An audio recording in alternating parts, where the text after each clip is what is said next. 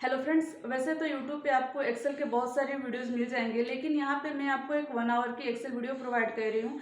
ये वीडियो उन लोगों के लिए है जो लोग एक्सेल में कुछ भी नहीं जानते, यानी कि एब्सोल्यूट बिगनर से। ये वीडियो उन लोगों के लिए भी हेल्पफुल होगा जो लोग एक्सेल में पहले से काम करते हैं, यानी कि थोड़ी बहुत एक्सेल जानते हैं। इस वीडियो को देखने के बाद आप देखेंगे कि डेटा एंट्री से लेकर के प्रिंट आउट कैसे निकाला जाता है एक्सेल में, यहाँ तक आप इजिली सीख सकते हैं। तो फ्रेंड्स, जैसा कि मैं आपको स्टार्टिंग में ही बता रही थी कि ये वीडियो बिगनर्स से लेकर के एडवांस लेवल तक के सबके लिए है। तो अगर आपको थोड़ी बहुत एक्सेल आती है, आपको एक्सेल आती है, अच्छे से भी आती है, तो आप थोड़ी सी वेट कर लें। आगे आपके लिए भी बहुत अच्छे अच्छे टॉपिक आने वाली है जो कि आपके लिए बहुत ज़्यादा इम्पॉर्टेंट है, या आप उस टॉपिक से कुछ ना कुछ ज़रूर सीख सकते हैं। ये एक घंटे का ये वीडियो है। आप तसल्ली से आराम से टाइम लेकर के इस वीडियो को देखिए, और इस वीडियो के एंड में आप एक्सेल में बहुत अच्छे से वर्क कर पाएंगे।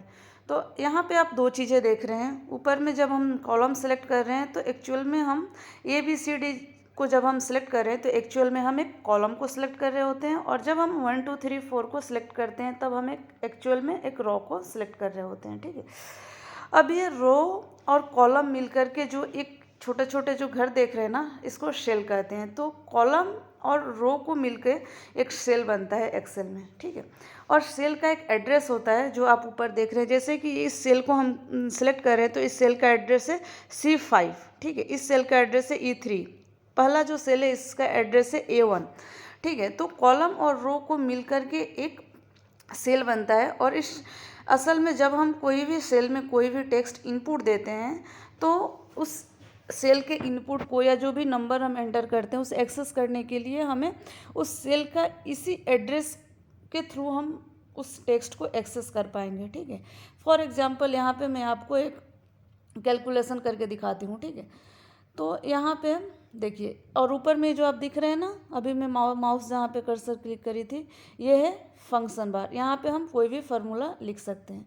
तो आपको सेल का एड्रेस समझाने के लिए एक एग्जांपल मैं आपको देती हूँ।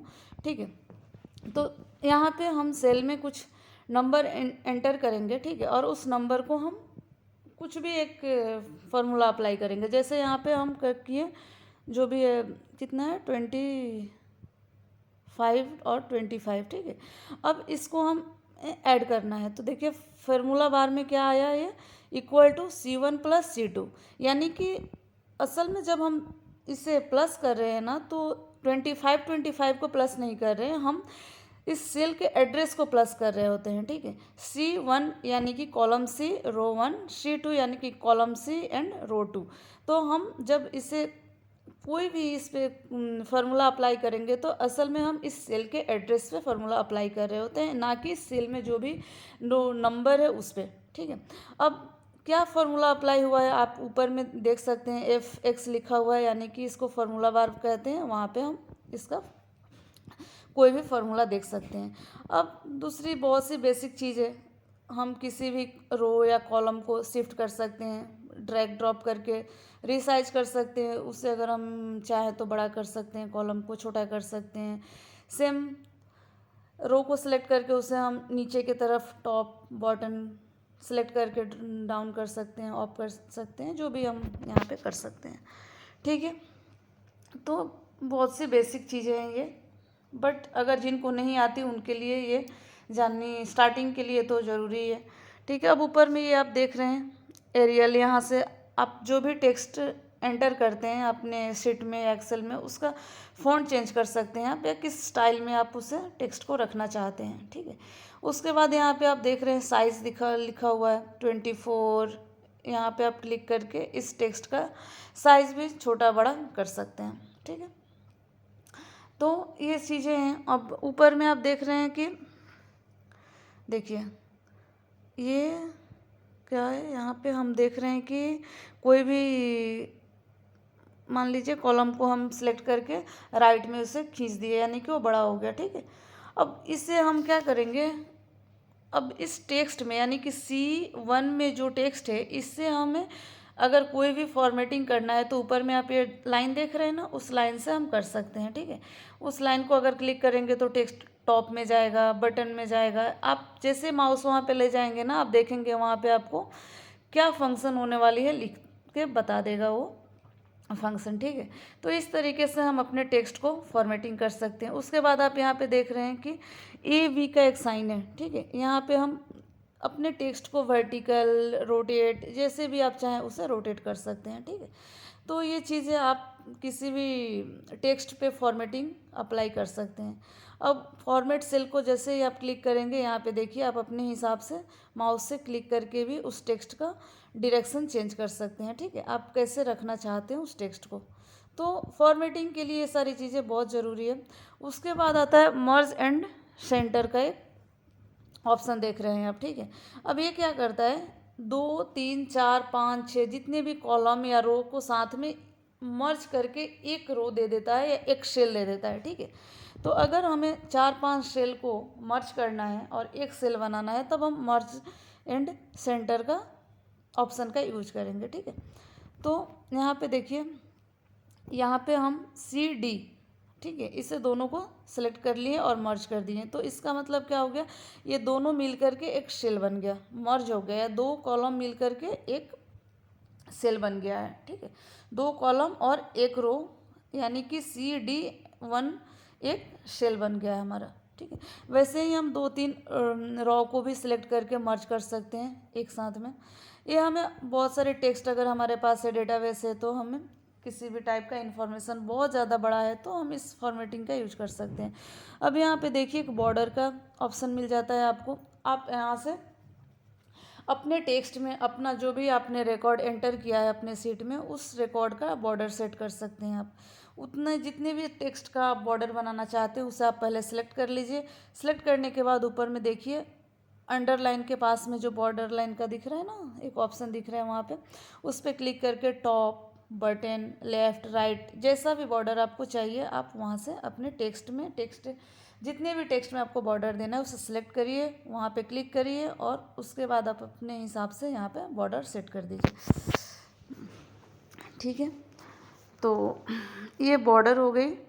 अब हम चलते हैं नेक्स्ट फॉर्मेटिंग के लिए। अब नेक्स्ट फॉर्मेटिंग के हमें क्या करना है कि देखिए बॉर्डर तो हमारी सेट हो गई, टॉप, डाउन, बटन, हमने सेल भी समझ लिया सेल क्या होता है। अब हम क्या करेंगे, देखिए अब हम कोई भी टेक्स्ट में जब नंबर कोई डालते हैं तो उस टेक्स्ट का फॉर्मेट भी होता है, यानी कि text, number, character, date, time, currency, ठीक है। तब इसके लिए हमें वहाँ पे जाना है, जो भी फॉर्मेटिंग का जो एक आपने हेडिंग देखा वहाँ पे, तो देखिए सबसे पहले यहाँ पे नॉर्मली जनरल सेलेक्ट होता है। अब हम अपने हिसाब से उस सेल का फॉर्मेट चेंज कर सकते हैं, यानी कि नंबर में हम जनरल में क्या कर सकते हैं, हम नंबर, टेक्स्ट कुछ भी एंटर कर सकते हैं। लेकिन अगर हम किसी भी टेक्स्ट को किसी भी एक फॉर्मेट में उसे आइडेंटिफाई करना चाहते हैं तो हम उस सेल पे टेक्स्ट का फॉर्मेटिंग सेट कर देंगे। यानी कि इस जो भी सेल है, ये D2 सेल जो है आपको दिख रहा है जो सिलेक्टेड है, इस पे हमने अभी लगा दिया है नंबर फॉर्मेटिंग। या तब आप कोई भी नंबर यहाँ पे एंटर करेंगे वो उसी फॉर्मेट में एंटर होगा। अब देखिए यहाँ पे जैसे ही हमने करेंसी सेलेक्ट करी तो करेंसी का सिंबल आ गया, ठीक है। तो ऐसे ही आप अपने हिसाब से किसी भी सेल पे फॉर्मेटिंग सेट कर सकते हैं, यानी कि उस सेल में किस टाइप के हम इनपुट देंगे, किस टाइप के रिकॉर्ड एंटर करेंगे, ठीक है। जैसे ही आप फॉर्मेट सेल पे क्लिक करेंगे, देखिए यहाँ पे इतनी सारी फॉर्मेटिंग आपको मिल जाएगी। आप अपने हिसाब से क्या आपको चाहिए, टेक्स्ट चाहिए, स्पेशल कुछ फॉर्मेटिंग चाहिए, या फिर नंबर चाहिए, या करेंसी चाहिए, या आप डेसिमल के बाद कितने ज़ीरो यूज करना चाहते हैं, आप अपने हिसाब से यहाँ से फॉर्मेटिंग चूज कर सकते हैं, ठीक है। ये बहुत ज़रूरी होता है जब हमारे पास बहुत बड़ा डेटाबेस होता है या बहुत बड़ी कोई रिकॉर्ड्स होती है जिससे हमें एक्सेल में रखना पड़ता है। तब उस सिचुएशन में, उस केस में हम अपने हिसाब से सेल की फॉर्मेटिंग चूज कर लेते हैं, ठीक है। तो यहाँ पे नीचे वाला देखिए 26 है। अब हम यहाँ पे फॉर्मेटिंग सेल में जाएंगे। जैसे ही इसे हम डेट टाइम पे क्लिक किए तो उस नंबर को डेट टाइम के फॉर्मेट में कन्वर्ट कर दिया, ठीक है। अब आप इस सेल में कुछ भी एंटर क्यों ना करें, आप वो डेट टाइम में ही कन्वर्ट हो जाएगा, ठीक है। उसके बाद आता है आपको देखिए टाइम। अगर टाइम में जैसे ही आप टाइम क्लिक किए तो उस नंबर को टाइम में कन्वर्ट कर दिया, ओके। उसके बाद आता है, देखिए इस पे हमने क्लिक कर दिया परसेंटेज, तो उस नंबर को ये परसेंटेज में कन्वर्ट कर लिया। तो यहाँ से आप अपने रिक्वायरमेंट के हिसाब से किसी भी टाइप का फॉर्मेट सेट कर सकते हैं, ठीक है। अब देखिए यहाँ पे, अब देखिए उसमें हमने एक फॉर्मेट सेट किया था, उसके बाद नीचे हमने एक फार्मूला डाली। अब उस फार्मूला के अकॉर्डिंग क्या होगा, उस सेल का फॉर्मेट चेंज हो जाएगा। अब यहाँ पे आती है कंडीशनल फॉर्मेटिंग। अब तो फ्रेंड्स, अब जानेंगे हम कंडीशनल फॉर्मेटिंग कैसे काम करता है। तो यहाँ पे आप देख रहे हैं कि हाईलाइट सेल्स रूल्स, यानी कि इस रूल को अगर हम किसी भी सेल पे अप्लाई करते हैं तो वो सेल हाईलाइट हो जाएगा। फॉर एग्जांपल यहाँ पे हमें बहुत सारे ऑप्शन देख रहे होंगे आप, यहाँ पे मिल रही है हमें greater than, less than, between, equal to, ठीक है। अब यहाँ पे फॉर एग्जांपल हमारे पास कुछ टेक्स्ट है, ठीक है, कुछ रिकॉर्ड्स हैं 25, 55 टू 54, आप जो भी यहाँ पे नंबर देख रहे हैं टेक्स्ट। अब हम एक कंडीशनल फॉर्मेटिंग अप्लाई करेंगे जो कि लेस देन, यहाँ पे कुछ भी एक दे देते हैं 15, यानी कि 15 से जो कम नंबर होगा उसको हाईलाइट कर देगा, ओके कर देते हैं। तो देखिए यहाँ पे 15 से जो भी कम नंबर है वो रेड कलर की हाईलाइट हो गई है। अब सिलेक्टेड टेक्स्ट के एरिया में कोई भी अगर आप नंबर ऐसा एंटर करते हैं जो 15 से कम है तो वो भी जो सेल है वो हाईलाइट हो जाएगा। तो इस तरीके से आप कंडीशनल फॉर्मेटिंग सेट कर दीजिएगा। कंडीशनल फॉर्मेटिंग पे एक अलग से मैं वीडियो बना दूंगी। अब चलते हैं पेस्ट